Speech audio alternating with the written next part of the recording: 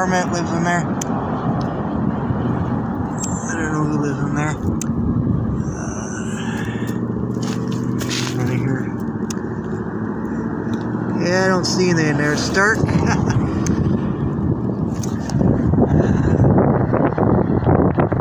just in West Kelowna here.